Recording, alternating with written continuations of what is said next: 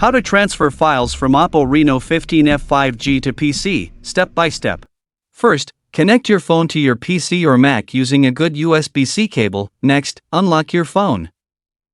Swipe down from the top to open the notification center. Tap the USB notification that says charging this device via USB, then select File Transfer or Transfer Files. Finally, open File Explorer on your computer. Your phone will appear under this PC, ready for file transfer. You can now transfer whatever files you want.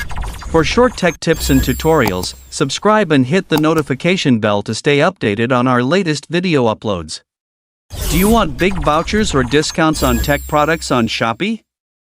Just click the product tag shown in our videos or visit the Store tab on my channel. Check out through YouTube. Store tabs and product tags are available only in the Philippines. Affiliate disclaimer: this video contains affiliate links, which means I may earn a small commission if you make a purchase through them at no extra cost to you.